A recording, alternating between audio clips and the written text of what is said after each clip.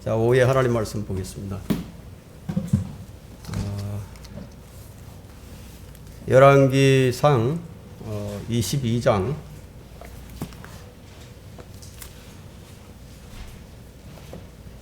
20절로 22절까지 보겠습니다.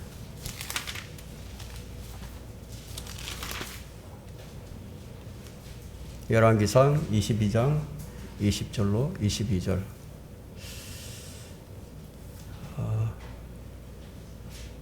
자, 다 찾으셨습니까? 제가 받들어 읽겠습니다. 주께서 말씀하시기를 누가 아합을 설득시켜 그로 라못 길라앗에 올라가서 쓰러지게 할 것인가 하시니 한편은 이렇게 말하고 다른 한편은 저렇게 말하였는데 한 영이 나와 주 앞에 서서 말하기를 내가 그를 설득시키겠나이다 하자 주께서 그에게 말씀하시기를 어떻게 하겠느냐 하시니 그가 말하기를 내가 나가서 거짓말하는 영이 되어 그의 모든 선지자들의 입에 있겠나이다 하므로 주께서 말씀하시기를 네가 그를 설득하여 이루라 나가서 그렇게 하라 하셨나이다. 사실 제가 이제 이 구절을 가지고 제목을 뭘로 붙일까 참 생각을 많이 해봤습니다. 이 천상에서 지금 이제 군사회의가 일어났거든요. 그래서 천상에서의 군사회의라 이렇게 제목을 붙일까 어떻게 할까 많은 생각을 하다가 그거보다는 주님께서 어떤 때에 거짓말하는 영을 보내시는가 하는 이런 제목이 오히려 낫겠다 싶어서 주께서 어떤 때에 거짓말하는 영을 보내시는가 이런 제목으로 말씀을 전하도록 하겠습니다. 어떻게 하나님 선하신 하나님께서 어떻게 거짓말하는 영을 보냈을 수 있다는 말인가 참 이해하지 못하는 사람들이 참 많죠. 이사야 45장 7절의 말씀이 이 사람들이 잘 몰라요. 이사야 45장 7절에 어떤 말씀이 있는지. 나는 빛도 조성하고 어둠도 창조하였으며 나는 평안도 만들고 악도 창조하나니 나 주는 이 모든 일을 행하노니라. 자, 이 말씀의 의미를 잘 몰라요. 자, 오늘은 일반적으로 사람들에게 잘 이해되지 않는 하나님의 성품에 대해서 이제 말씀을 전하고자 합니다. 사실 오늘 말씀은 엄중하고도 무서운 말씀인데 성도들이 깊이 명심해야 할 진리입니다. 일반적으로 알고 있는 하나님의 성품, 사랑이죠. 자비, 은혜, 공의.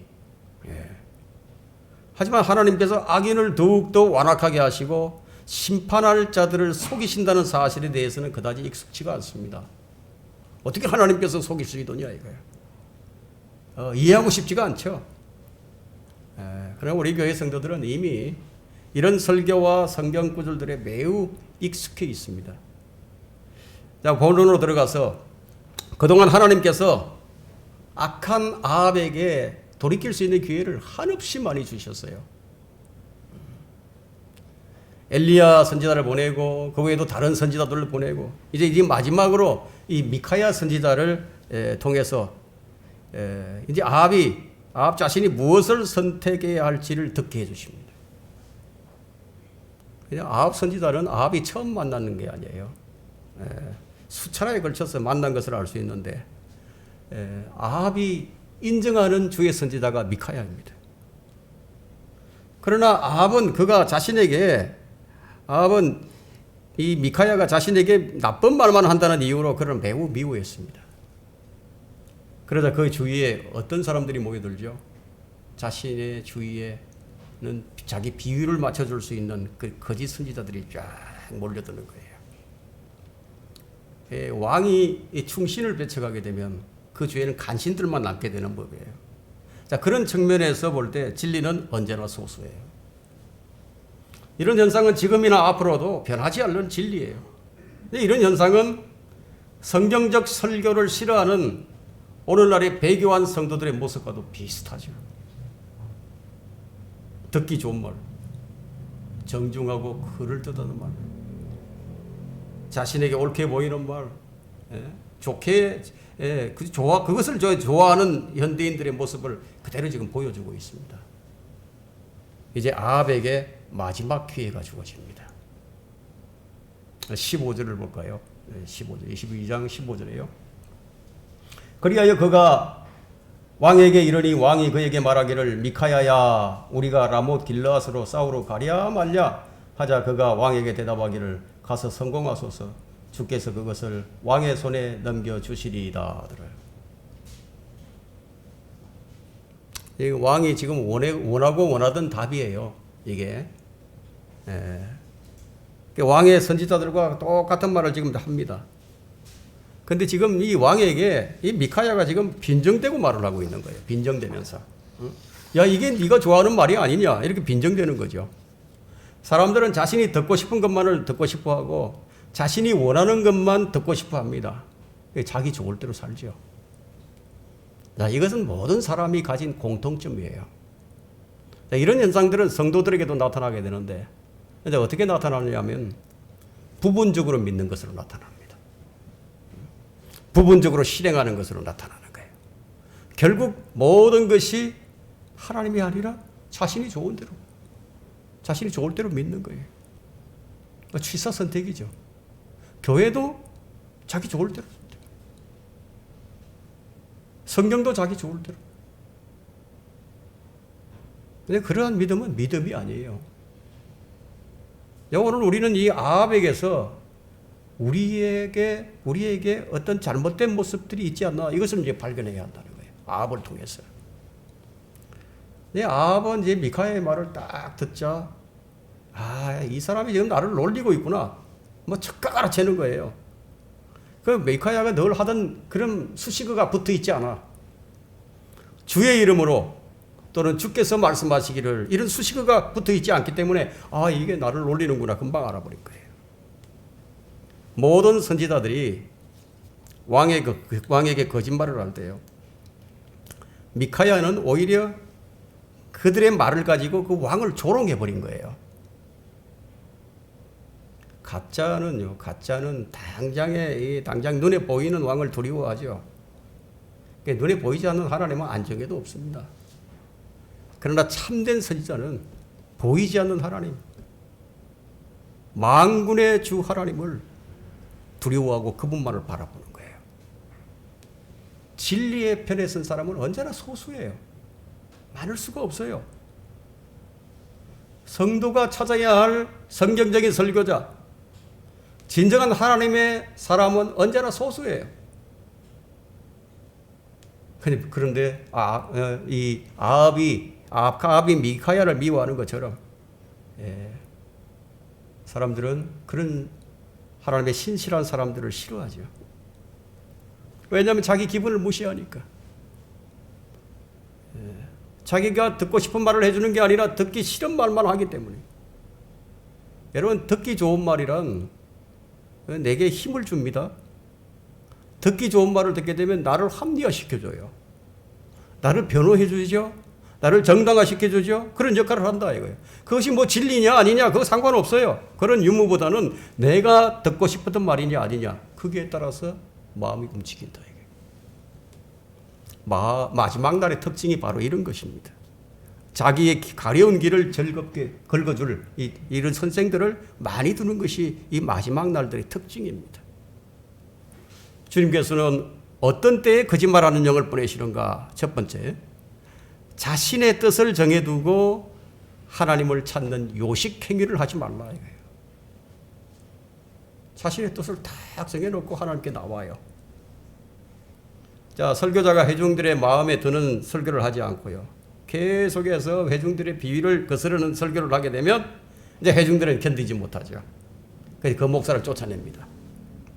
자, 그 목사는 안 나가려고 하죠. 그러면 교인들은 그를 쫓아내려고 하고, 그래서 결국 이제 협상을 하게 되는데요. 그 돈으로 협상을 하게 되죠. 저는 이런 일들을 참 많이 봐왔습니다. 제가 이전에 다니던 교회가 그랬어요.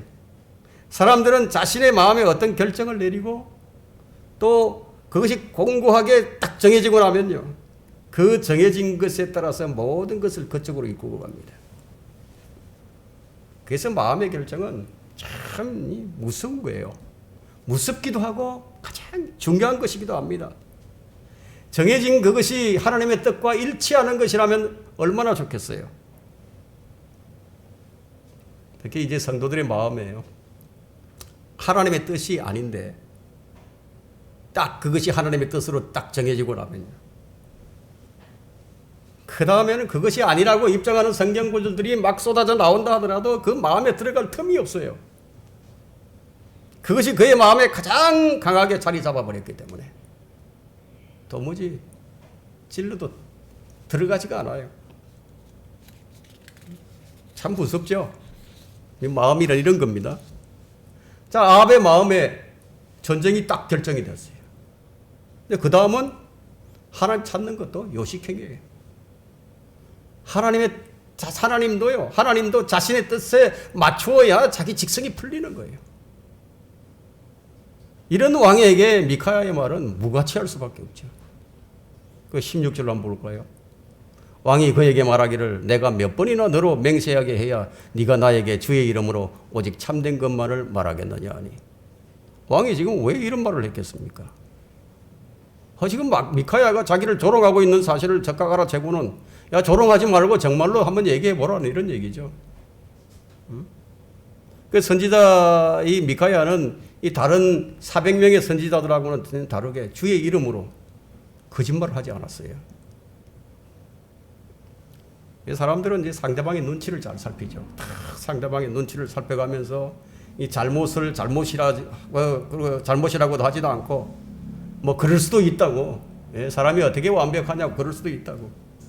그 죄를 죄라고 인정하지도 않고요. 그 육신의 연약함이라는 변명을 해주기를 아주 좋아합니다. 아주 잘하죠, 그런 것을. 그러나 그것이 그들의 죄에 동참하는 것인 줄은 몰라요. 사람들이 잘 쓰는 말이 있습니다. 불쌍한 죄인. 걸핏하면 불쌍한 죄인이라는 말을 쓰죠. 하지만 그 말의 의미는 어쩔 수 없는 죄인이기 때문에 용납해 달라는 의미로서 더 많이 사용합니다. 어쩔 수 없는 죄인이니까 좀 용납해 달라고. 그래서 성경에 여러분 성경을 다 뒤져보더라도 뭐 불쌍한 죄인이라는 그런 말은 없죠. 자신이 죄인임을 깨달은 사람이 죄인인 나를 불쌍히 여겨주셔서 자 이런 말은 있죠. 그래서 이런 의미로 사용되어야지 자신의 죄를 변명하는 의미로 사용된다면 그것은 죄에 죄를 더하는 꼴이 되고 맙니다. 자꾸 죄에다 죄를 쌓는 거예요. 뭐 죄인이면 죄인이지.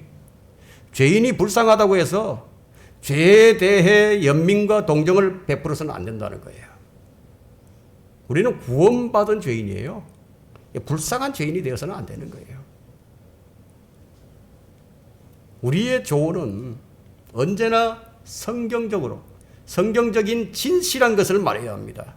왜냐하면 그리스도인들은 고린도후서 13장 8절에 있는 말씀대로 우리가 진리를 거슬러서는 말을 할 수 없고 오직 진리를 위해서만 할 수 있다고 했기 때문이에요. 그래서 아버님 미카야에게 주의 이름으로 오직 진실을 말하라고 했지만 사실은 그가 주의 말씀을 듣고 싶거나 그분의 뜻에 순종하기 위해서 한 말은 아닙니다.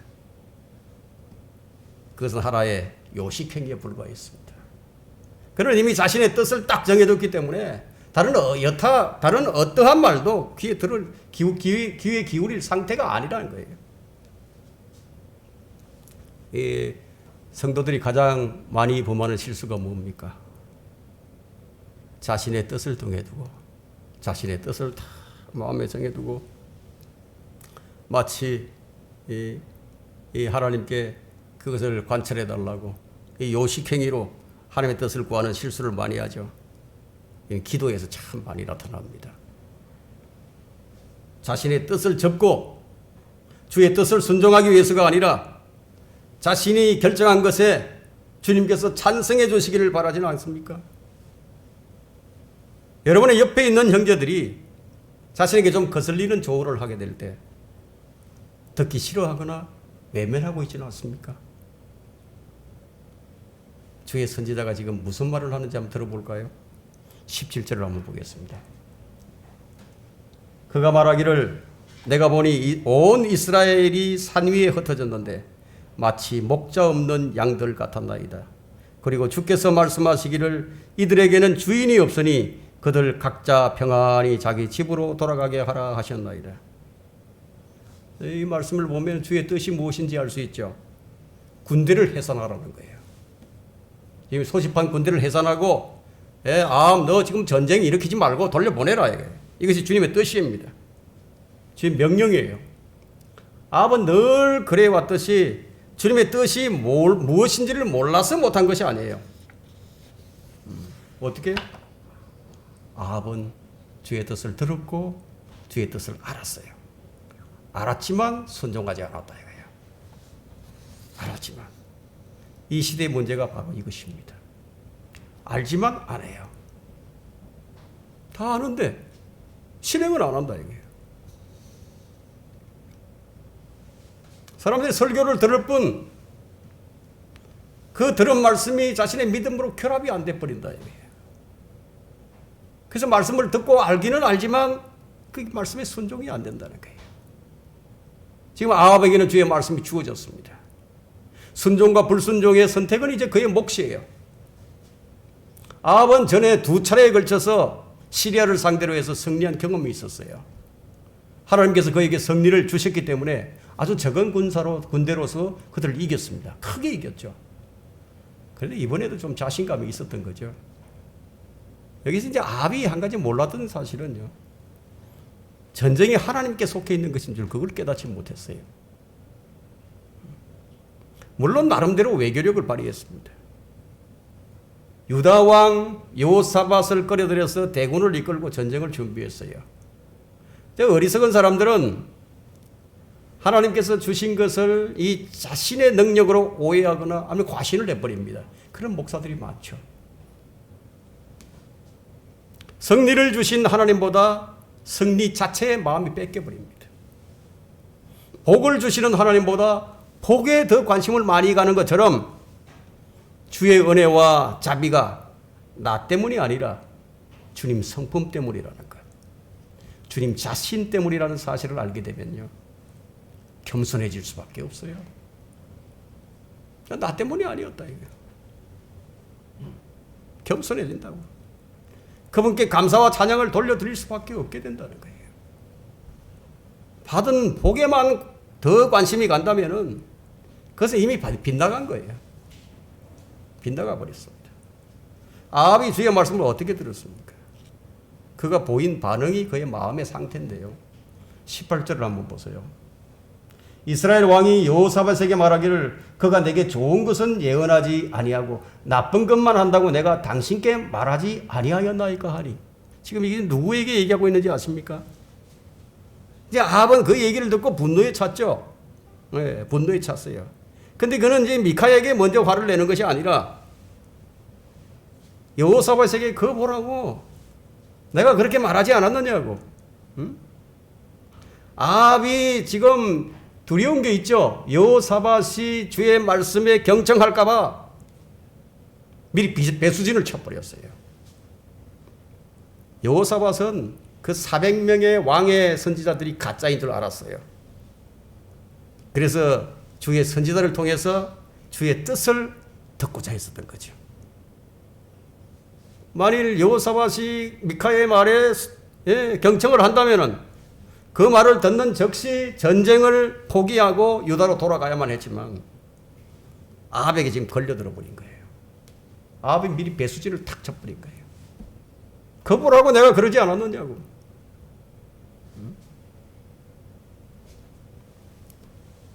그래서 아합에게 걸려들어서 전쟁에 나가게 됩니다. 사람들은요, 아닌 줄 알면서도 끌려갑니다. 아닌 줄 알면서도. 잘 끌려가요. 이런 현상은 오늘날에도 그대로 실현이 되고 있습니다. 분명히 아닌 줄은 알지만, 그가 지금 거짓말을 하고 있다는 것을 알지만, 심지어는 강단 설교에서 거짓말을 선포하는 줄을 알고 있지만, 그가 아합과 같이 배수진을 치면서 말을 하게 되면요, 몇 번 듣다 보면 그 말이 그런가 해서 이러지도 못하고 저러지도 못하고 뭐 그런 상태로 머물러 있게 되는 거예요. 그래서 사도 바울은 미혹되지 말라. 미혹되지 말라. 악한 사귐은 좋은 행실을 부패시키느니라. 결국 여호사밧은 악한 사귐으로 인해서 주의 말씀보다 아합을 따라서 행동하게 됩니다. 전쟁에서 목숨이 날아갈 큰 위험에 처해야만 했는데 주님께서 그의 목숨을 좀 보존해 주시지 않았다면요, 그 전쟁에서 죽었을 거예요. 그래도 여호사밧이 주님께 잘 보인 게 좀 있었어요. 그래서 주님께서 그 목숨을 좀 보존해 주신 것이죠.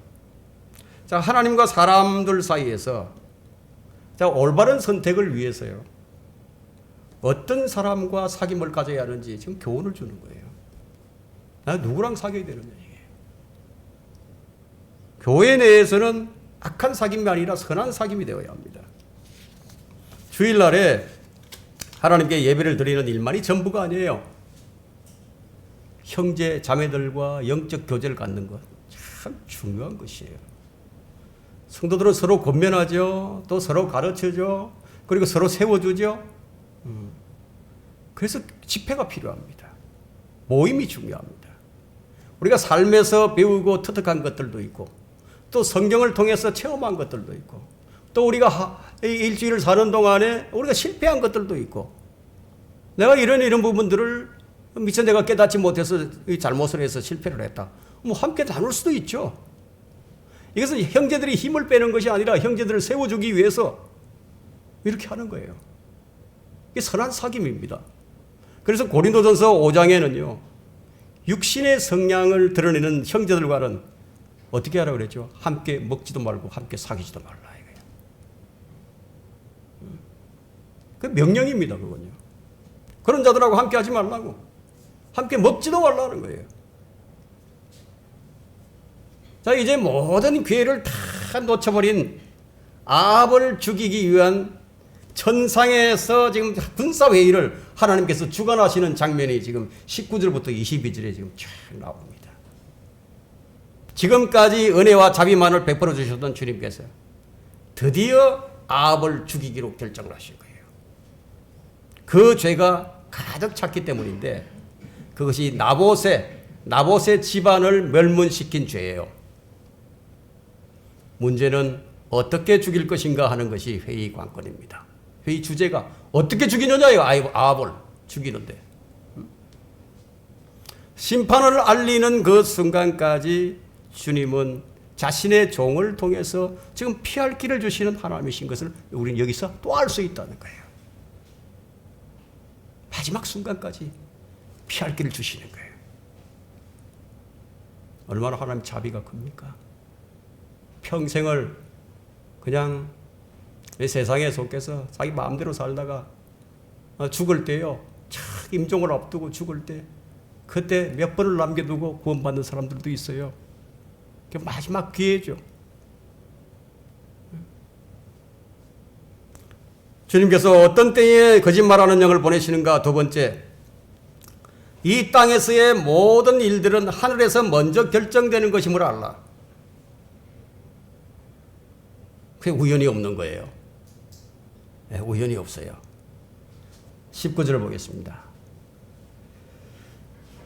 미카야가 말하기를, 그러므로 왕은 주의 말씀을 들어소서. 내가 보니 주께서 그의 보좌에 앉아 계시고 하늘의 모든 군대가 그의 오른편과 왼편에 서 있는데, 지금 얼마나 하늘의 군대가 지금 이렇게 쫙 하나님 보좌 좌우편에 딱 포진을 하고 있어요. 이 장면을 한번 생각을 해보세요.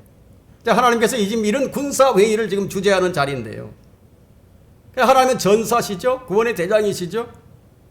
자, 지금까지 아합이 전쟁에서 이길 수 있었던 것도 이 자리에서 아합의 군대를 지원하도록 결정했기 때문이라는 겁니다. 땅의 모든 일들은 하늘에서 결정이 됩니다. 특히 성도들의 생활은 저 하늘에 있다 이거예요.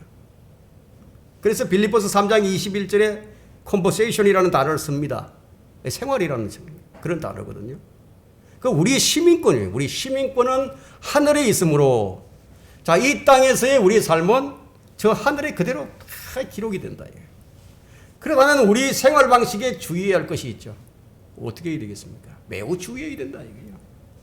미카야 선지자를 통해서 지금 하늘의 군사회의가 이 땅에 지금 보여지고 있어요. 생중계된다는 거예요. 마찬가지로 이 땅에서 모든 일들은 저 하늘에 그대로 생중계되고 있다는 겁니다. 여러분 히브리서 12장 1절에 보게 되면 이처럼 많은 구름 같은 정인들이 우리를 둘러싸고 있으니 자 이런 말씀이 나오죠. 자 우리 하늘에서 지금 이 말씀은 많은 정인 주의 정인들이 지금 우리를 보고 있다는 얘기예요. 자 우리 20절을 한번 보겠습니다. 주께서 말씀하시기를 누가 아합을 설득시켜 그로 라못 길르앗에 올라가서 쓰러지게 할 것인가 하시니 한편은 이렇게 말하고 다른 한편은 저렇게 말하는데 자 여러분 이것을 한번 잘 주목해서 보세요. 하나님께서 자신의 군대로 지금 이 일을 진행시키고 있죠. 자신의 군대예요. 지금 천군 천사들 가운데 지금 지원자를 받고 있는 거예요. 지원자를 받는 겁니다.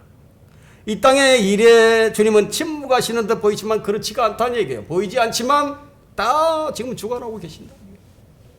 하나님은 다니엘이 기도할 때 즉시 지금 응답을 가지고 나타나셨죠.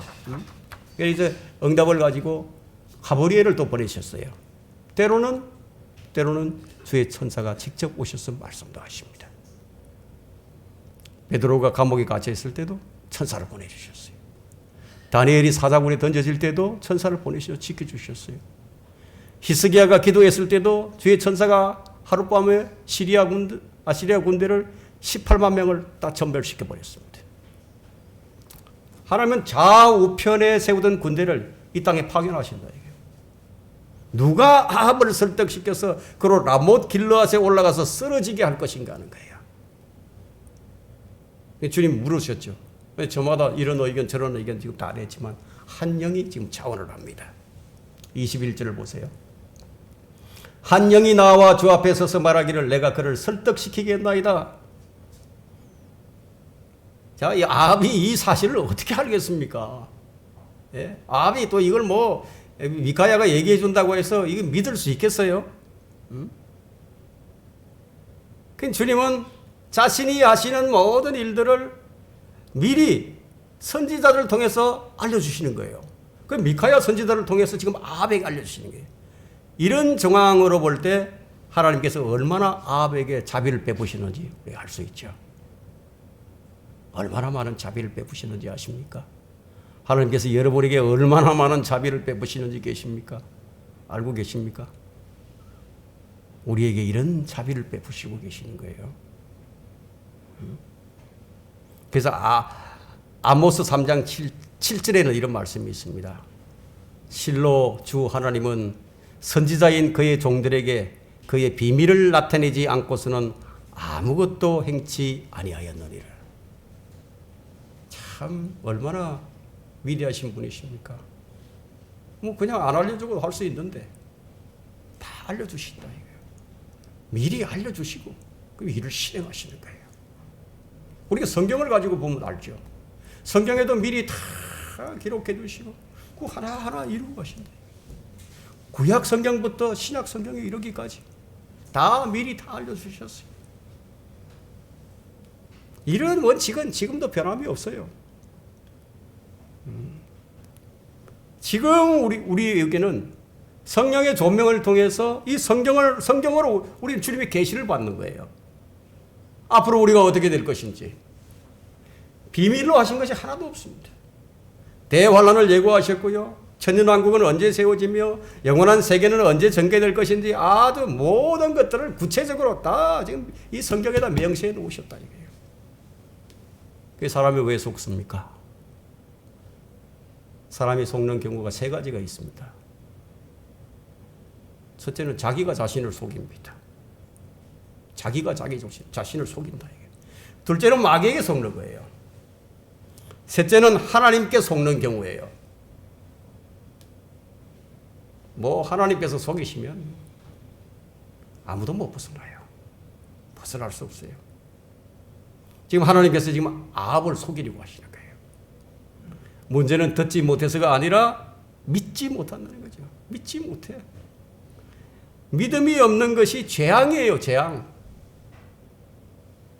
지금도 주의 구원과 주의 오심과 또 우리의 휴거, 공중들림과 대환란과 천년왕국과 백보자 심판 등과 같은 수많은 경고들을 우리에게 주시고 있지만 듣지 못해서까지 믿지 않기 때문에 멸망해 버리는 거예요. 자신이 마음만 먹으면, 자신이 원하기만 한다면요, 어떤 경로를 통해서도 다 듣게 되는 거예요. 듣기가 싫어. 아예 그 자체가 싫은 거예요. 그냥. 자, 22절을 보겠습니다. 주께서 그에게 말씀하시기를 어떻게 하겠느냐 하시니 그가 말하기를 내가 나가서 거짓말하는 영이 되어 그의 모든 선지자들의 입에 있겠나이다 하므로 주께서 말씀하시기를 네가 그를 설득하여 이루라. 나가서 그렇게 하라 하셨나이다. 자, 주의 성인이 이제 떨어져 버렸습니다. 네, 하늘의 보좌 앞에 있던 한 영이 이제 아방 400명의 선지자들 입에 있는 거예요. 이제 그들이 무슨 말을 하더라도 다 거짓말이에요. 거짓말하는 영이 그들의 입에 달라붙어 있기 때문에 무슨 말을 해도 다 거짓말인 거예요. 여러분은 어떤 목사들이 강단에서요, 거짓말하는 모습을 참 많이 보았을 것입니다. 뻔한 거짓말을 마치 아닌 것처럼 하는 것이 왜 그렇게 하는 것인지 이제 이해가 되셨을 거예요. 그 입에 뭐가 붙어 있다는 거예요. 뭐가 붙어 있는 거예요. 그의 입에 거짓말하는 영이 붙어 있기 때문이에요. 여기서 주목할 점은 하나님께로부터 나온 한 영은 주의 선지자의 입이 아니라 그의 아합의 모든 선지자의 입에 있겠다고 그 말한 거예요. 지금 400명의 아합의 선지자와 1명의 주의 선지자가 있는데 400명의 입에는 거짓말하는 영이 붙어 있는 거예요. 23절을 볼까요? 그러므로 이제 보소서 주께서 이 모든 왕의 선지자들의 입에 거짓말하는 영을 넣으셨고 또 주께서 왕에게 재앙을 말씀하셨나이다 하더라.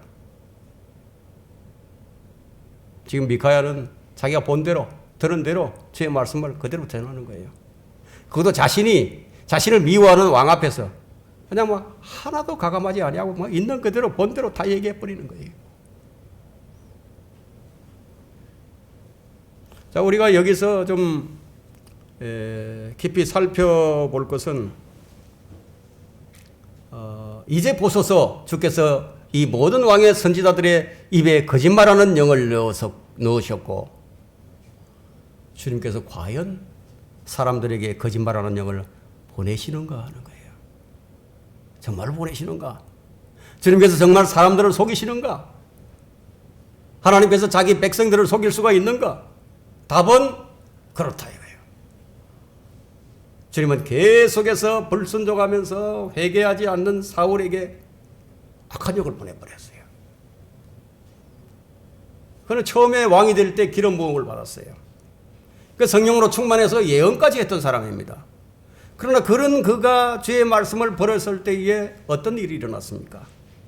주의 영이 사울에게서 떠나고 주께로부터 온 악한 영이 그를 괴롭히더라. 성령 충만이 평안과 기쁨을 주는 반면에 악한 영은 괴로움을 줍니다. 그래서 사무엘상 18장 10절에는 그 아침에 하나님께로부터 온 악령이 사울에게 임하여 그가 집 한가운데서 예언을 하였고, 악한 영이 들어와도 예언을 한다 이거예요. 예언을 한다고. 사울 왕에게 늘 악령이 거했던 것은 아니에요. 악령이 떠나기도 하고 들어오기도 했죠. 들락날락 했습니다. 사울이 질투심에 사로잡혀 있을 때 악령이 들어왔죠. 질투심에 사로잡혔어요. 악령이 임해도 예언을 한다는 점에서 우리 성령과 아주 유사한 점이 있죠. 이것은 무엇을 말해주느냐 하면 주의 이름으로 말을 한다고 해서 주의 이름으로 가르치고 주의 이름으로 예언을 한다고 해서 모든 것이 다 주님께로부터 나오는 것이 아니라는 점을 우리가 여기서 분명히 보여준다. 악령이 임하게 되면 사람들이 패역하게 행하게 되는데요. 그게 뭐가 나옵니까? 다툼과 분열 나오죠. 저주와 독설이 나오죠.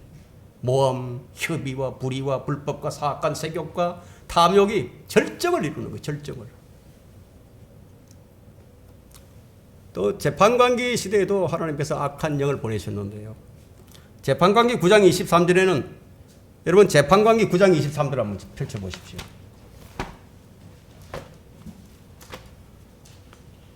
재판관계 9장 23절. 하나님께서 아비멜렉과 세겜 사람들 사이에 악한 영을 보내시니,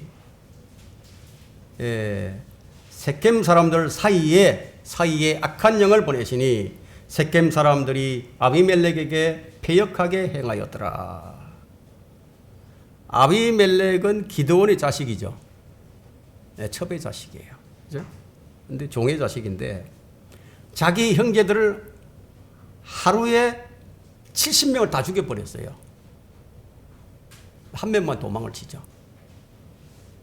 주님은 그와 그에게 동조한 자들을 모두 심판하시기 위해서 지금 악령을 보내신 거예요. 그들 사이에. 주님께서 지금 이 시대에 하시는 일 가운데 하나는 악령을 보내시는 일이에요. 어떤 자들에게 보내십니까? 진리를 믿지 않고 불의를 좋아하는 사람들, 불의를 사랑하는 사람들에게 보내시는 거예요. 데살로니가후서 2장 11절에는 이로 인하여 하나님께서 그들에게 강력한 미혹을 보내셔서 거짓말을 더 믿게 하심, 진리를 믿지 않고 불의를 좋아하는 사람들로 하여금 심판을 받게 하려 하십니다. 아합이 바로 여기에 해당합니다. 무서운 일은 선지자들이 거짓말로 대언을 할 때요, 자신이 거짓말하는 것인 줄 몰라요.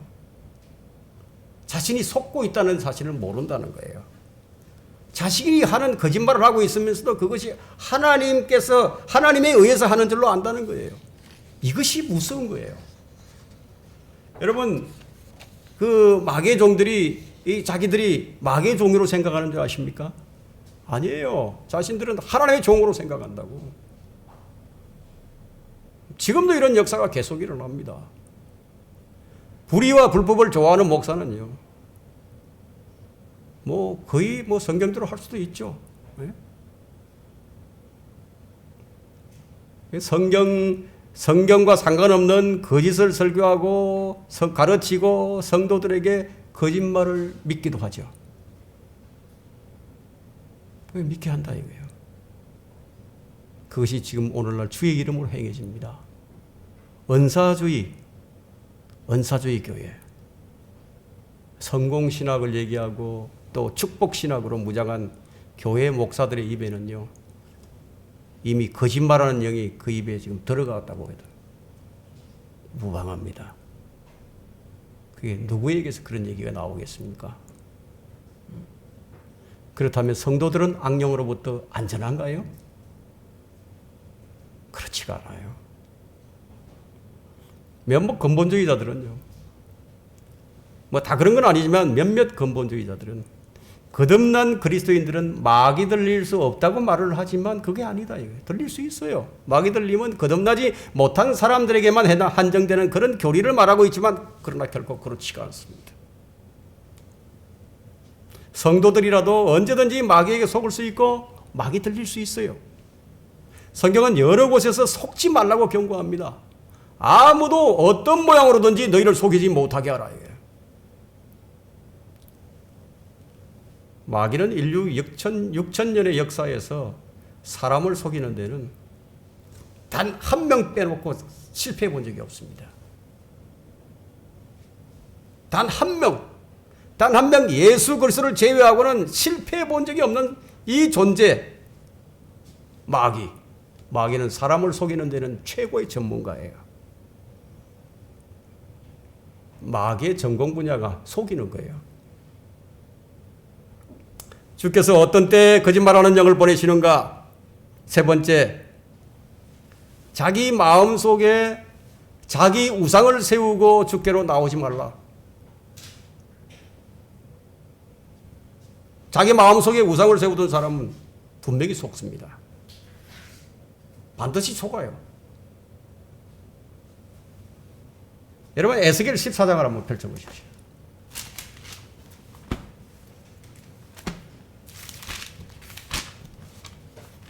에스겔 14장 4절과 9절을 보겠습니다.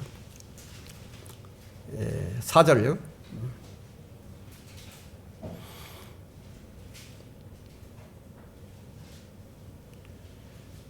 14장 4절. 그러므로 그들에게 고하고 그들에게 말하라. 주 하나님이 이같이 말하노라. 자기 마음속에 자기 우상들을 세우고 자기 얼굴 앞에 자기 죄악의 방해물을 놓고 선지자에게 나오는 이스라엘의 집의 각 사람에게 나 주가 그의 우상의 많음을 따라 나오는 그에게 응답하리라.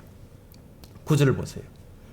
만일 선지자가 속아서 어떤 일을 말하였다면 나 주가 그 선지자를 속인 것이니 내가 내 손을 그에게 펴서 내 백성 이스라엘 가운데로부터 그를 멸하리라. 무엇 때문에 이렇게 하시죠? 멸하시기 위해서 속이는 거예요. 멸망시키려고. 자, 하나님께서도 마귀만 멸망시키는 게 아니죠. 그죠? 하나님께서도 멸망시키는 게. 뭐 더 이상 너는 안 되겠어. 넌 가능성이 없어. 넌 구제불능이야. 속이시다. 하나님께서는 마음의 우상이 가득한 이 이스라엘 백성들을 속이셨어요. 네? 우상이 가득 찼다. 그래서 그를 하나님께서 속이실 때는 그냥 그를 멸하시기 위해서 속이신다고 보면 됩니다. 오늘날 많은 성도들이 성령적 진리에서 이탈하고 있습니다.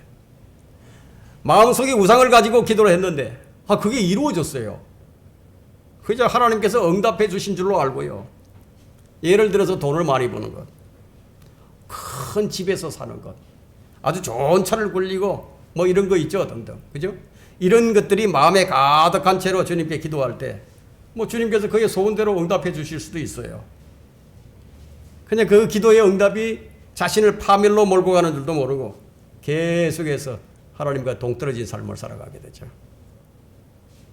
참 이런 사람에게는 하나님께서 응답해 주시지 않은 것이 더 나아요. 그게 더 큰 은혜입니다. 오늘 많은 사람들이 교회를 등지고 있습니다. 그들이 교회를 등지게 된 원인은 많겠지만 속임을 당했기 때문이에요. 속았어요. 어떤 사람들은 하나님 말씀에 걸려서 넘어지기도 합니다. 오랫동안 신앙생활을 했는데 그만 하나님 말씀에 걸려 넘어져 버렸어요.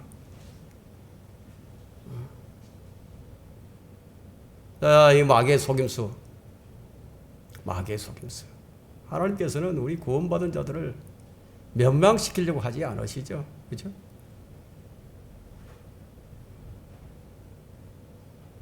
마귀의 속임수예요. 지금 이 시대에 지금 마귀의 속임수들이 참 많아요. 마귀의 주된 대상이 누굽니까? 그리스도인들이에요. 좀 잘 좀 믿어보려고 하면은 그때부터 막 이상한 일들이 막 일어나고 막 공격을 해 들어오죠. 그래서 하나님을 이상한 하나님으로 오해하게 만들어가지고 하나님 떠나게 만듭니다. 마귀는 매우 종교적인 존재예요. 아주 종교적이에요. 모든 종교는 다 같은 것이다. 오늘날 이 교회 다니는 사람들 마음속에 이게 지금 다, 뭐 교회는 뭐 다 똑같으지, 뭐 종교는 다 똑같으지. 뭐 어느 종교에는 다 구원이 있는 거 아니냐, 이게. 그러면 기독교는 너무 외골수고 너무 배타적이고 너무 편협하다, 뭐 이런 생각을 넣어주는 거죠. 근데 하나님이 계시다면 어떻게 이런 일이 일어날 수 있는 거 아니에요. 저런 악인들을 어떻게 그냥 내버려 둘 수가 있는 거 하는 거죠. 많은 사람들이 그들 때문에 넘어지고 실족하는데도 어떻게 그냥 그대로 내버려 둘 수가 있는가 하는 거예요. 오늘 오전에 말씀드렸죠. 독보리의 비유예요. 독보리의 비유를 이해하지 못하기 때문이에요. 추수 때까지 둘 다 자라도록 내버려 두십니다. 또 어떤 사람이 속는 자들인가? 자기에게 죄 없다고 말하는 사람들이 속는 거예요. 구원받았기 때문에 뭐 우리는 더 이상 죄를 짓지 않는다. 자, 이런 말하는 사람 모두 속은 사람이에요. 바울은 어떤 말을 했습니까? 내가 죄인 중에 우두머리니라. 현재 시제로 말했어요. 과거 시제가 아닙니다. 우두머리였느니라가 아니다 이거예요. 또 어떤 자들이 속게 됩니까? 죄를 지어도 자백하면 깨끗하게 되기 때문에 죄를 지어도 큰 문제가 없다고 생각하는 사람들 다 속은 거예요. 물론 자백을 하면 용서받고 깨끗하게 되겠지만 그에 상응하는 대가를 치러야 된다는 거예요. 또 어떤 사람이 속임을 당해 있는가 하면 자신이 자신이 뭔가 된 줄로 아는 교만한 사람. 이건 속임을 당해 있는 거예요, 지금. 속임을 당하지 않으려면요. 만일 누구라도 무엇이든지 안다고 생각하면 그가 마땅히 알아야 할 것은 아직 아무것도 모른다는 것이를. 무엇이 이렇게 만드는지 아십니까? 뭔가 자기가 되는 것처럼 보이는 것. 지식이 이렇게 만듭니다. 이 성도들이 이제 성경 공부를 좀 하고 나면요. 꼭 지식에 의해서 교만해집니다. 지식은 교만하게 하지만 사랑은 세워주느니라. 여러분 철학자들, 과학자들, 전통학자들, 문화, 고고학, 역사학, 천문학, 지질학, 언어학, 히브리, 헬라어, 영어, 라틴어, 신학, 목회학 등에서요. 자신이 뭐 좀 안다고 생각하면 그 속임을 당해 있는 사람이에요. 또 어떤 사람이 속임을 당하게 되는가? 영적 성장이 멈춰버리면 속임을 당하게 됩니다. 자신의 현재 신앙 수준에 만족하고 말씀을 읽고 공부하고 진리의 지식의 보화를 캐는 일을 멈추면 속게 된다 이거예요. 멈추면 속게 된다 이거예요.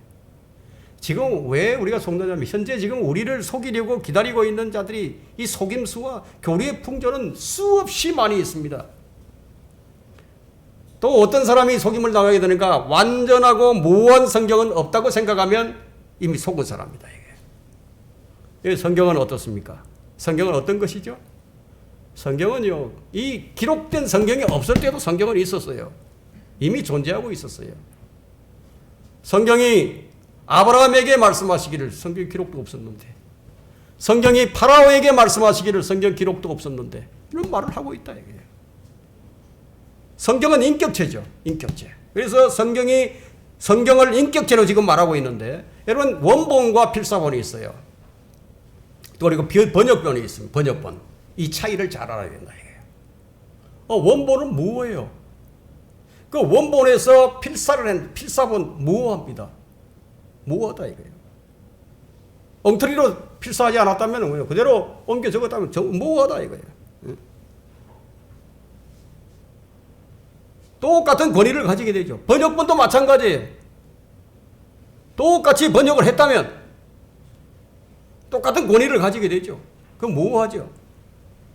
그래서 지금 원본이 없다고 해서 모호한 성경이 없다고 생각한다면 그는 이미 속은 자다. 누구든지 진리의 말씀에 꾸준히 거하게 되면 그는 진리를 알게 됩니다. 그리고 그 진리가 그 사람을 자유하게 합니다. 그 사람 안에서 진리가 튼튼하게 세워지게 되고요. 그 이제 깨끗하게 되고 마귀를 대적할 수 있게 되는 겁니다. 내가 기록된 주의 말씀을 가감없이 그대로 읽고 그대로 믿는다면 주님께서 내게 거짓말하는 영을 보내지 않을까 걱정하지 않아도 됩니다. 하나님께서 우리에게 주신 영은 능력과 사랑과 건전한 생각의 영이에요. 하지만 마음 가운데 우상을 세워두고 주의 계명에서 마음을 돌이킨다면 하나님께서 그를 어떻게 하시겠습니까? 그냥 내버려 두시죠. 그를 상실한 마음 가운데 내버려 두셔서 스스로 자신이 속게 만드는 거예요. 24절의 말씀을 보겠습니다. 그러나 그나나의 아들 시드기야가 가까이 가서 미카야의 뺨을 치며 말하기를 주의 영이 나로부터 어디로 가서 내게 말씀하시더냐. 얼마나 큰 확신을 가지고 얘기하는지 보세요. 오늘날에도 이런 목사들이 있어요. 교만이 극치를 이루어서 자신의 악에 자신의 기분에 동조하지 않으면요. 시드기야처럼 주의 영이 나로부터 어디로 가서 내게 말씀하시더냐 이런 목사들이 있다는 거예요. 미카야 선지자의 말을 듣고 있던 이 시드기야가 미카야의 뺨을 쳤어요. 때로는 거짓 선지자들은 자신들의 믿음이 너무너무 확고해서 주의 선지자들을 압도하는 것처럼 보입니다. 주의 영이 나로부터 어디로 가서 너에게 말씀하시더냐라는 말은 그가 얼마나 지금 확신에 차서 한 말인지 얼마나 철저히 속고 있는지를 말해주고 있죠. 속임을 당하면 이렇게 되는 거예요. 예수 그리스도께서도 뺨을 맞으셨어요. 미카야 선지자도 선지자의 뺨을 친 사람이 거짓 선지자였듯이 바른 성경으로 바른 신앙생활을 하겠다고 할 때 가장 크게 박해하는 자들이 누구냐? 바른 성경을 쓰는 사람들이 박해를 한다. 진리를 바르게 실행하는 일에는 핍박과 모욕과 위협이 따르게 됩니다. 미카야에게 돌아온 것이 무엇이었습니까? 감옥이에요. 감옥. 아합은 미카야를 지하 감옥에 가두고 변장한 채 전쟁에 나갔지만 결국 그는 미카야의 예언대로 죽고 말았어요. 주의 말씀은 땅에 떨어지지 않습니다. 땅에 떨어지지 않아요. 말씀을 정리하겠습니다. 사람들은 당신이 죄인이라고 얘기를 한다면 아주 듣기 싫어하죠. 뭐 그런 이유로 인해서 미워하게 됩니다. 죄에 대해서 있는 그대로 말하는 것을 아주 미워합니다. 심지어는 자기 은밀한 죄를 덜쳐내 보세요. 마음속에 숨겨진 죄들을 덜쳐내면 아주 못 견뎌 하죠. 그래서 사람들은 자신의 본질에 대해서 얘기하는 것을 싫어해요. 그래서 영적인 설교 사람들 싫어해요. 왜냐하면 본질을 덜쳐내거든요. 자기 은밀한 마음 깊은 곳에 있는 건 막 끄집어내서 덜쳐내니까 속이 뒤틀리잖아요. 듣기 싫어하는 거예요. 우리는 죄 가운데 태어났고, 자, 우리 마음은 악으로 가득하고 전적으로 부패하고 타락했다는 이 말을 듣기 싫어한다 이거예요. 그럼 우리는 어때야 합니까? 우리는 미카야 선지자처럼 우리는 보고 들은 말씀을 전하지 않을 수가 없다 이거예요. 사도행전 4장 19절에서 20절에 있는 말씀처럼 사내들인 공회 앞에서 베드로와 요한이요. 우리는 보고 들은 것을 말하지 않을 수가 없다고 했어요. 사람들 앞에서 너희에게 경청하는 것보다 하나님께 경청하는 것이 더 옳은지 너희들이 아마 판단해 보라고. 이런 사람이 진정한 그리스도인이에요. 미카야는 우리에게 이것을 지금 보여줍니다. 사람들은 구원에 대해서 말하는 걸 싫어합니다. 그러나 누구에게나 구원이 필요합니다. 사람들에겐 도덕적인 의의가 아니라 주 예수 그리스도가 필요한 거예요. 사람들은 거룩한 분리에 대해서 말하는 것을 싫어합니다. 여기에 대해서는 히스테리 반응을 일으킵니다. 잘하고 있는데 뭘 그러냐고. 자신의 본질을 보이려고 하지 않습니다. 사람들은 섬김에 대해서 말하는 것을 싫어합니다. 잘 섬기고 있는데 뭘 그러냐고. 자매님들은 남편에게 뭐 복종해야 한다는 얘기를 하면은 듣기 싫죠. 그죠? 듣기 싫을 거예요. 그죠? 아이들은 그리스도 안에서 이 부모에게 절대 순종해야 한다, 복종해야 한다. 아, 이게 듣기 싫을 거예요. 네, 사람들은 지옥에 대해서 말하는 사람을 아주 싫어합니다. 여러분들이 그래서 미움을 받는 겁니다, 세상에서. 그러나 우리는 모두 미카야처럼 말을 해야 됩니다. 그 결과가 감옥이든지 죽음이든지 있는 그대로를 말하는 성도들이 되셔야 할 것입니다. 설교를 마치겠습니다.